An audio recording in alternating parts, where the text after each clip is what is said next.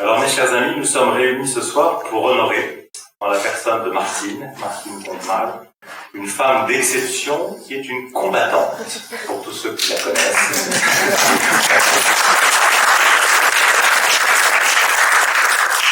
Une combattante contre les injustices, une combattante pour la dignité humaine, dont elle a fait le combat de sa vie.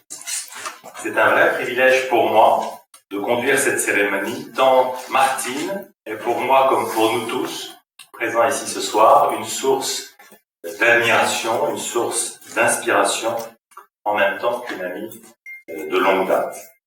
Je voudrais saluer tout particulièrement Guy, bien sûr, nous sommes également de vieux complices, et tu es, mon cher Guy, un peu notre co-héros ce soir. Et plus largement, tous les membres de la famille de Martine qui sont à ses côtés, avec tous ses amis venus lui exprimer leur soutien et leur reconnaissance. Je connais bien Martine et je sais combien elle en est touchée. Très franchement, avec les grèves, j'organise avec mon équipe, j'aurais dû saluer également l'ensemble de mon équipe ici présent, Jean-Christophe Paris, Sébastien Faga. Avec mon équipe, nous organisons beaucoup de réunions. Je peux vous dire qu'avec les grèves, on a beaucoup de mal à avoir plus de 4 personnes autour de la table quand on en invite 150. Alors maintenant, je sais comment avoir du monde au Quai d'Orsay. Il faut afficher Martine Comtemal. Et je le ferai désormais. Ma chère Martine, le fil rouge de ton parcours et de ta vie, qui éclaire tous ceux qui ont la chance de te connaître ou de croiser ta route, c'est l'engagement au service des autres. Cet engagement te guide dès ton jeune âge, et dès tes études, par ailleurs brillantes, que tu effectues à Toulouse, et tu es du reste toujours resté fidèle à la Ville Rose. Après une maîtrise de droit privé à l'Université de Toulouse, tu débutes ta carrière en 1983 comme responsable des ressources humaines, déjà, de la mairie de Maurepas dans les Yvelines. Puis tu reprends tes études et tu obtiens en 1987 un DESS d'audit social à l'Université de Toulouse. Tu as trouvé ta vocation. Et comme tu sais très bien ce que tu veux, tu vas poursuivre cette vocation et faire littéralement bouger les murs, bouger les montagnes par ton énergie. Tu as été guidé dans ce choix par plusieurs personnalités qui ont marqué ta vie. Plusieurs sont présentes ici ce soir autour de toi. Tu as été guidé aussi par Jacques Higalins, une personne qui joue un rôle crucial dans ta vie. En même temps qu'il dirigeait ton DESS d'audit social, il te recrute au sein de son cabinet d'audit. 3 ans plus tard, tu décides de voler de tes propres ailes et tu fondes ton propre cabinet, Audit Management Communication International. En 1996, commence pour toi ta grande aventure américaine, grâce à laquelle nous nous sommes connus il y a près de 20 ans à Washington. Je suis devenu un vieux monsieur, Martine n'a pas du tout bougé depuis ces 2 décennies. Alors que ton mari, Cherki, est nommé à l'AFP à Washington, nous avons également travaillé ensemble. Tu deviens pour ta part directrice régionale pour l'Amérique du Nord des éditions Milan, compétente à ce titre pour les États-Unis et pour le Canada. Et comme tu le dis toi-même, tu réalises alors enfin ton rêve de travailler pour les enfants. Et c'est vrai que la Martine que j'ai connue il y a 20 ans, travaillant pour les éditions Milan, c'était de tous les journalistes que je recevais à ma table, j'étais à l'époque le conseiller de presse à Washington, de loin la plus sympathique, je fais exception de toi Guillaume, de loin la plus engagée et la plus heureuse. C'est vrai que tu rayonnais déjà à travers ton travail et je me rappelle très bien de voir passionné par ce que tu faisais au service des enfants. Donc on revient au service des autres, à ce leitmotiv, à ce fil rouge de ta vie. L'appel de ta vocation en termes d'audit social, le cœur de tes études, est à nouveau le plus fort. En 1999, tu intègres l'organisation non gouvernementale Fair Labor Association, qui œuvre à promouvoir le respect des droits des travailleurs des multinationales, pour faire court. L'expérience des questions liées à la responsabilité sociétale des entreprises te fascine et t'incite à pousser ta spécialisation dans ce domaine. Tu obtiens ainsi en l'an 2000 un diplôme en droit européen des droits de l'homme, droit des enfants et droit international humanitaire à l'université de Washington, c'était au moment où nous avons travaillé ensemble. De retour en France en 2003, tu es recruté par Madame Nicole Notat, qui après avoir dirigé la CFDT, vient alors de créer les Vigéo, une agence de mesure de la responsabilité sociale des entreprises, qui reste à ce jour une référence en ce domaine. Cette rencontre comptera beaucoup pour toi, tu l'as dit, et je suis très heureux encore une fois et honoré que Madame Notat puisse être parmi nous ce soir. Je sais combien c'est important pour nous tous et pour Martine, naturellement, au premier chef. Forte de cette expérience importante qui t'a conduit à évaluer les politiques d'achat des grandes entreprises dans le monde entier, sous l'angle, encore une fois, de la responsabilité sociale et sociétale, tu décides à nouveau de suivre ton chemin et de tracer ton propre sillon. Car l'autre marque de fabrique sous ton contrôle de notre ami Martine, indépendamment de cet engagement parti vraiment de son ADN au service des autres, c'est le fait, encore une fois, que tu sais très bien ce que tu veux et personne ne peut dire non à Martine. Je suis bien placé pour le savoir. Donc il faut prendre garde quand on la voit s'approcher. Martine, tu as encore une fois une volonté de faire derrière un sourire charmeur et derrière cette bienveillance fondamentale que tu as. Tu as une volonté de faire et une capacité à mobiliser, vraiment je le dis fortement, mobiliser les femmes et les hommes et à les entraîner derrière toi pour ton ou tes combats. En 2005, avec Jacques Zigalins et quelques autres, tu fondes à Toulouse l'association Ressources Humaines Sans Frontières, dont tu assumes la direction à temps plein depuis 2010. La même année, d'ailleurs, tu co-signes avec le professeur toulousain, que j'ai cité plusieurs fois, un que sais-je sur le vide social. La création de Ressources Humaines Sans Frontières est un acte majeur de ton parcours qui illustre, je dirais, qui incarne le ou les combats de ta vie. Je voudrais ici, ce soir, remercier très chaleureusement tous ceux qui travaillent au sein de l'association ou en partenariat avec elle, inspirés par l'énergie inépuisable, positive et bienveillante de notre amie Martine. Et je suis très heureux de saluer plusieurs celles et ceux que j'ai eu le plaisir de voir il y a quelques jours ou semaines maintenant dans mon bureau. Voilà, je pense que j'aurais été prêt à signer absolument tout ce que vous m'auriez mis entre les mains. Tant Martine, tu es convaincante. Comme tu l'indiques toi-même, ton ambition en créant cette organisation est, je te cite, de démontrer que le respect des droits humains peut s'inscrire dans un véritable business model. Donc ça n'est pas un rêve que tu veux faire, c'est la mise en œuvre d'une haute ambition au service de la dignité humaine. Et tu penses, et tu m'as beaucoup frappé dans notre conversation l'autre jour, à chaque étape de nos dialogues, parce que nous dialoguons très régulièrement, tu penses qu'il faut convaincre, entreprise par entreprise, bottom-up, en fait, chacune et chacun des acteurs de l'économie aujourd'hui, de faire sien cette prise en compte des droits humains, notamment, j'y reviendrai, la lutte contre les différentes formes d'abus au travail.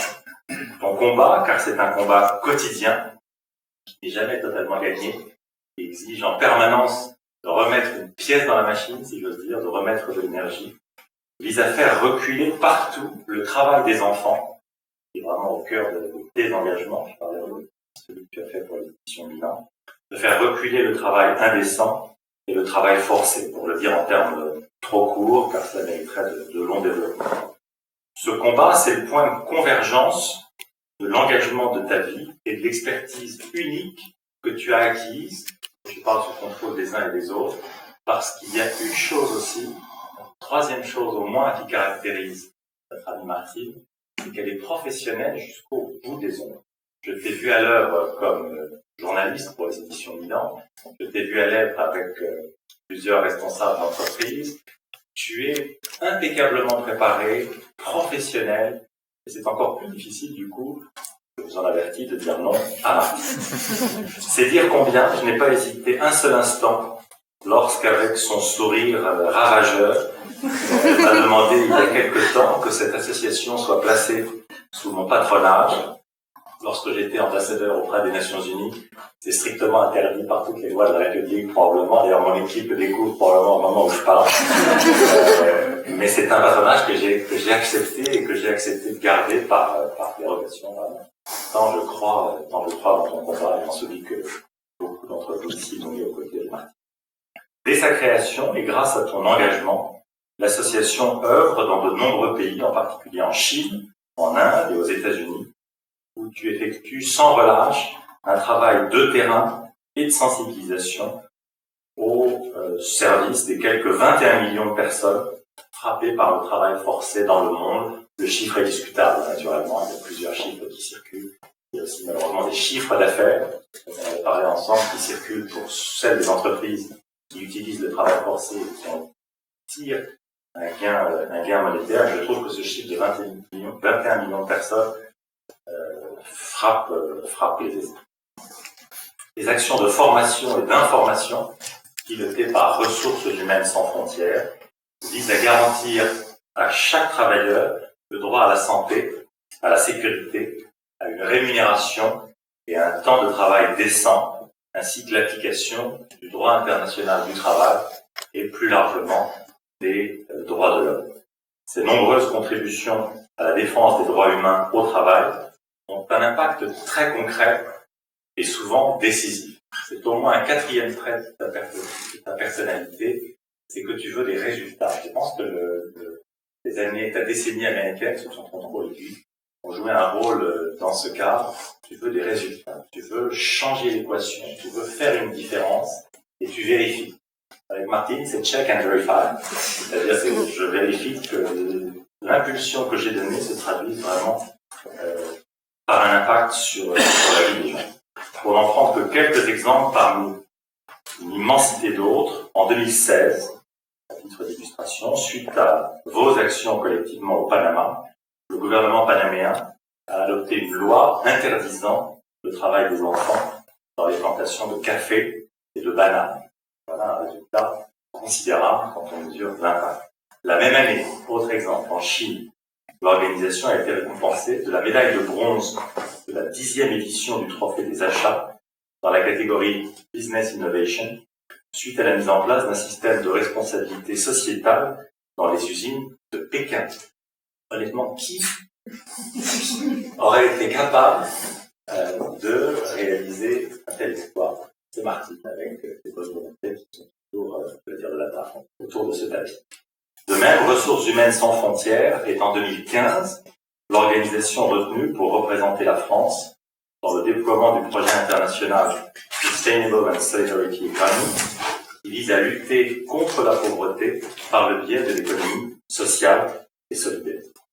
Parce que son énergie est sans limite, Martine s'engage en 2017 dans le programme Cible 8.7, en référence à l'ODD, l'objectif du développement durable numéro 8.7 des Nations Unies, qui vise à lutter contre le travail forcé, l'esclavage moderne, la traite des êtres humains et le travail des enfants. Par parenthèse, c'est l'un de mes combats ici au Quai d'Orsay, et l'un de mes combats auparavant aux Nations Unies, de faire en sorte que les objectifs du développement durable, et en l'occurrence on parle du 8.7, se traduisent, comme dirait Martine, dans la réalité, soient choisis par les entreprises, très bien représentées ici, pour guider leur impact en termes de développement durable, pas seulement en termes de marketing, de communication, mais dans le process des entreprises en question. Ce combat, il n'est pas gagné, et je pense qu'à travers ton exemple, Martine, que vous faites ensemble, il y a matière à démontrer à celles des entreprises qui sont encore un peu réticentes ou hésitantes, que je respecte naturellement, il y a avec les objectifs du développement durable, les SDGs, comme on dit en anglais, une vraie référence dans l'action dont il faut qu'elle s'inscrive. Depuis lors, depuis 2017 au moins, Ressources Humaines Sans Frontières développe des actions de sensibilisation à destination des entreprises, des institutions, des associations, des syndicats et des particuliers. Il s'agit d'une entreprise unique en France, dans le même esprit, en partenariat avec le Comité contre l'esclavage moderne. L'association a ouvert à Toulouse la première permanence en France destinée aux victimes d'esclavage moderne, aux professionnels qui les aident, aux témoins de ces situations et plus généralement à tous ceux qui souhaitent s'engager dans ce combat. Première permanence en France dédiée à ce combat. et vous avez su fédérer autour de vous de nombreuses entreprises qui travaillent désormais avec vous sur des projets pilotes chez leurs sous-traitants en partie. On parle vraiment ici d'actions très concrètes que vous, collectivement, et toi en particulier, Martine, avez su impulser cette capacité fédératrice qui est second to none, qui est sans égal. Vous le savez, la France a pris en juin 2019 la présidence du partenariat mondial, l'Alliance 8.7. Je suis heureux de saluer la présidence parmi nous. Nous souhaitons obtenir le statut de pays pionnier pour atteindre cette cible. Ce n'est pas facile, mais nous souhaitons aligner tous les efforts pour y réussir. Dans ce cadre, le Quai d'Orsay, le ministère de l'Europe et des Affaires étrangères, se réjouit de travailler avec Ressources humaines sans frontières en s'appuyant sur votre expertise reconnue, et à vrai dire unique, de plus de 20 ans en conception, expérimentation et validation d'approches nouvelles. Je souhaite que pour ce partenariat, rien n'est simple dans la vie, naturellement, mais je te connais et tu me connais, je souhaite que pour ce partenariat entre le Quai d'Orsay et Ressources humaines sans frontières, on soit ambitieux et on arrive là aussi à faire bouger les lignes.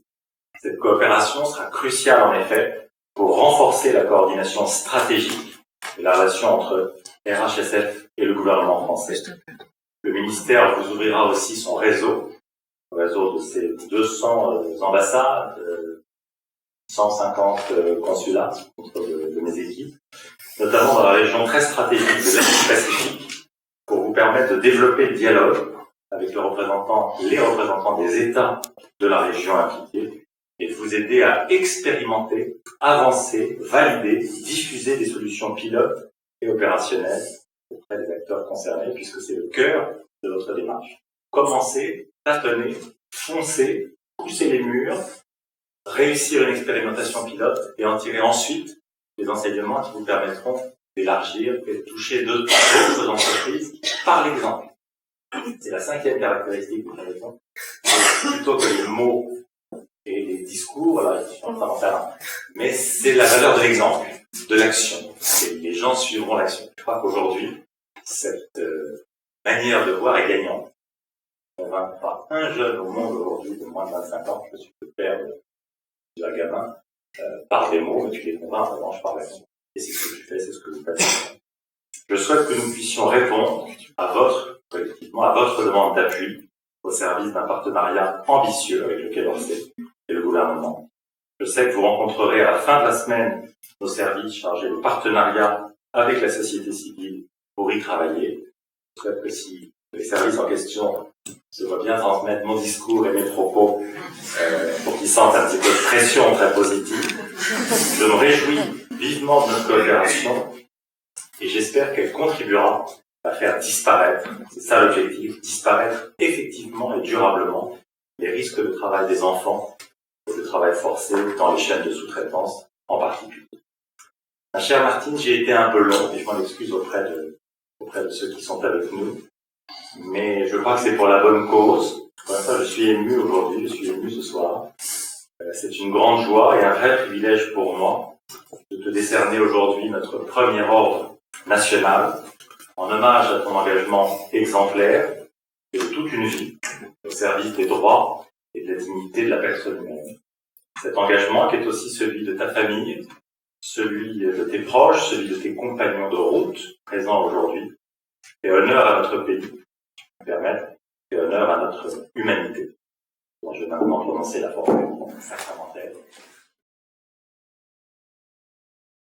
On me demande souvent pourquoi j'ai créé RHSF. Je vais partir que de RHSF, ça va être plus J'ai créé RHSF parce que je ne supporte pas l'injustice, comme tu l'as dit, mais en particulier l'injustice dont je suis responsable et dont nous sommes responsables.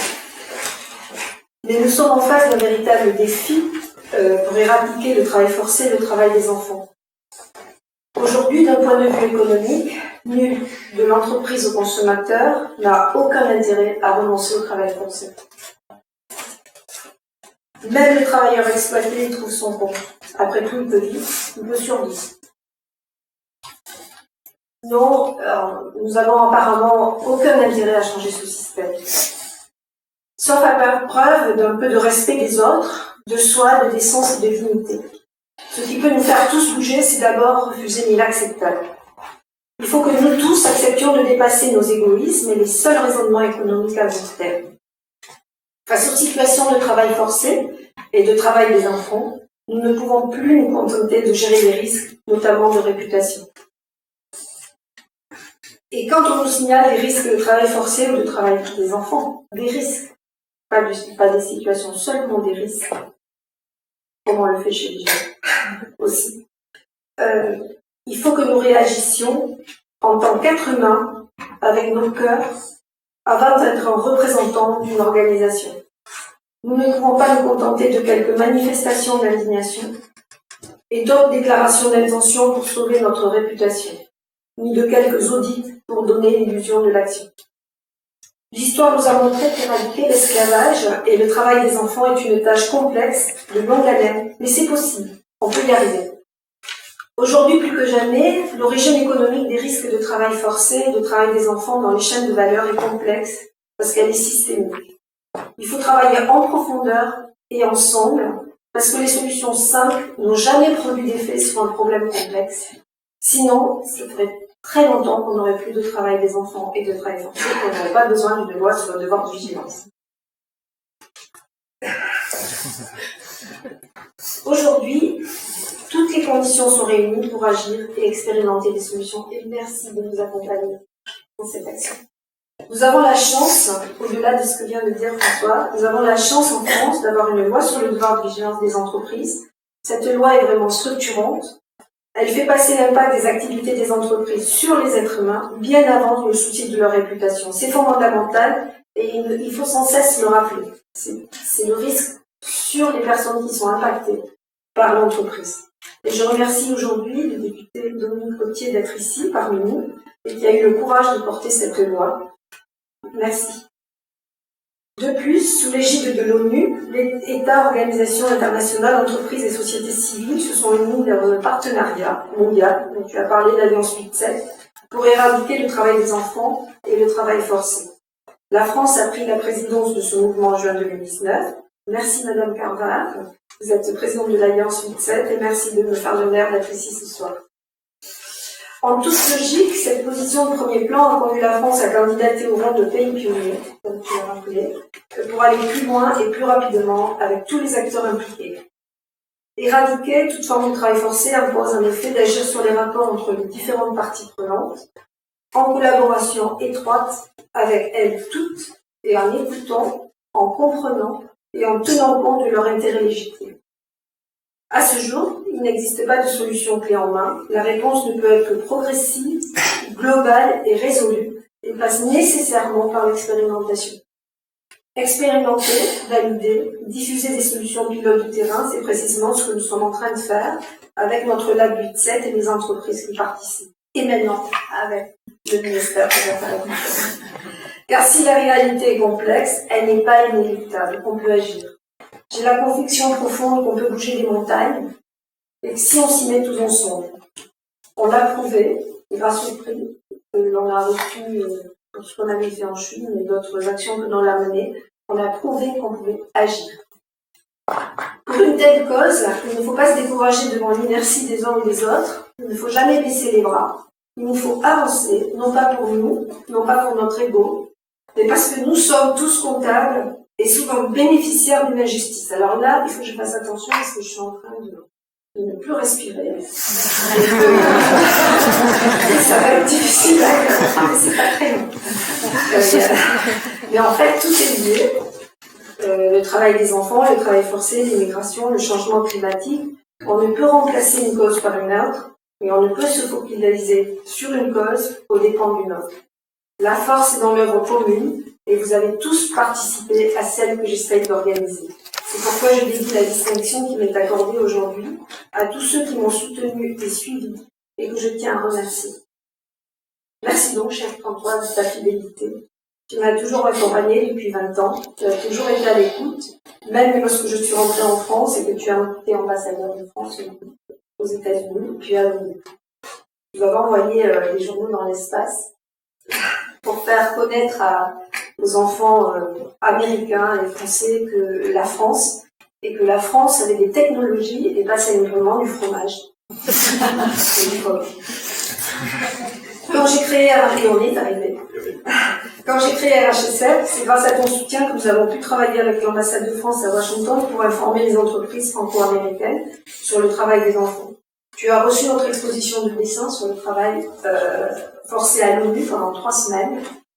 Et j'ai encore à l'esprit le mot de soutien très émouvant que tu m'avais écrit pour nos dessins. Je remercie Madame Martine Bessières, qui est ici parmi nous, de la préfecture de Toulouse, et qui a pris l'initiative du processus qui a abouti à l'obtention de cette déclaration. Je ne la connaissais pas. Sans elle, je ne serais pas ici ce soir. Je ne sais plus, elle est là. Je représente la préfecture. Je voudrais remercier aussi Nicole Nota qui m'a fait découvrir la RSE en France parce que je connaissais des situations dramatiques pendant mon travail aux États-Unis. Et qui m'a aidé aussi, ce qui est très important pour moi aussi, sans poser de questions lorsque j'en ai eu besoin. Et puis tous les vigéens qui sont ici, puisque les gens qui travaillent chez Vigéo sont des vigéens, et qui sont toujours là dans les moments importants. Toute ma vie a été jalonnée de rencontres extraordinaires. J'ai eu la chance de naître dans une famille très simple, mais qui nous a donné les valeurs fondamentales qui construisent un être humain. C'est là que ça va être difficile. Mon frère Patrick, Isabelle, mes neveux, Thomas, Claire, Lorraine, leur conjoint, mon beau-frère Jean, tous sont venus de Suisse, de Bordeaux, de Lyon et m'ont toujours suivi et accompagné. Je ne parle pas de ceux de Paris, c'est plus simple. Sans compter mes parents, et notamment ma mère, qui ont été si fiers d'être ici parmi nous et de voir ses 2 enfants avec la Légion d'honneur. Je partage cette Légion d'honneur avec mon mari, qui est devant moi, qui a passé des nuits après son travail de journaliste à écrire pour RHSF et qui a toujours été un soutien dans toutes les tâches reprises dans la vie quotidienne de l'association.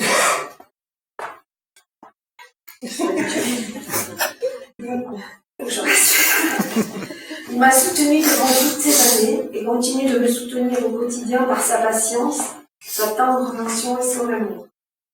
Je veux remercier aussi mon fils Dimitri. Il a créé et arrangé des musiques pour nous. Il est toujours auprès de moi dans les moments les plus importants. Il était à New York au moment de l'exposition. Il est venu de New York pour partager ce moment.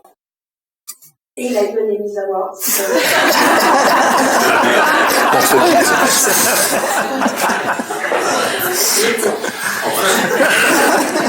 Je voudrais remercier mes amis qui sont ici, ceux qui n'ont pas pu venir et ceux qui ont disparu. En particulier tous ceux qui m'ont soutenu dès la création de la RHSF et dans les pires moments. Je ne peux pas citer tous les noms, mais ils se reconnaîtront. Car la vie d'une association n'est pas un long fleuve tranquille. Je les remercie de leur soutien et de leur amitié, en dépit de mes absences et du trop peu de temps que je leur consacre.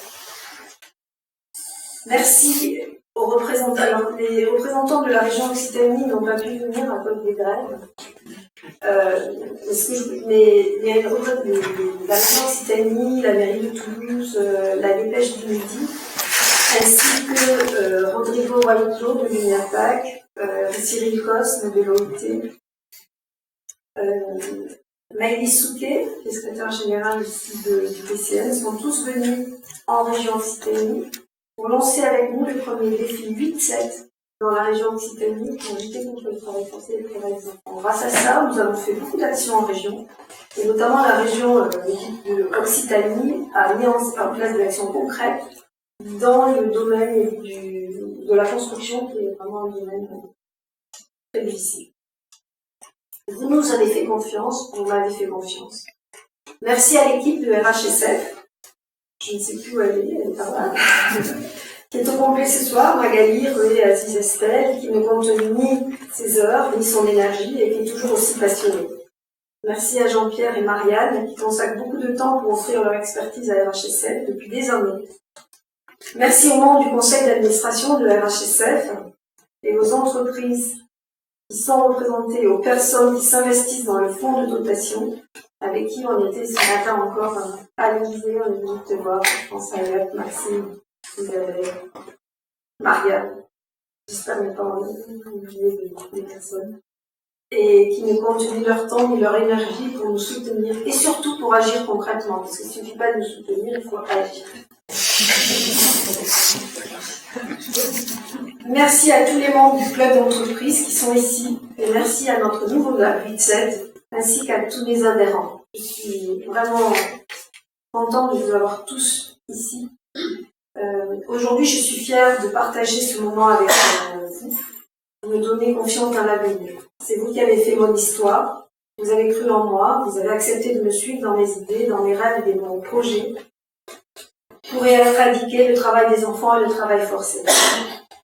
Comme Victor Hugo, je crois au plus profond de moi, je cite, que la société doit dépenser toute sa force, toute sa sollicitude, toute son intelligence, toute sa volonté, pour que de telles choses ne soient pas. Je dis que de tels faits dans un pays civilisé engagent la conscience de la société tout entière, que je me sens, moi, qui parle, complice et solidaire. C'est grâce à des hommes comme Victor Hugo, et aujourd'hui comme François Delattre, qu'on est arrivé à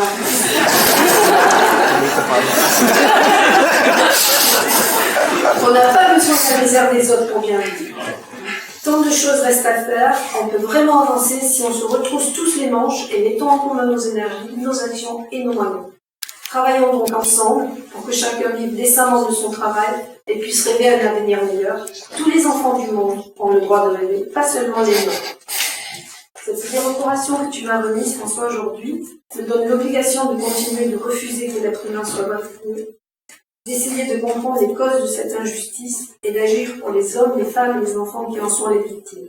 L'ambition est vaste, mais mon espérance est immense. Merci, je vous souhaite, et puis on va y arriver ensemble, et je vous souhaite à tous une très bonne année.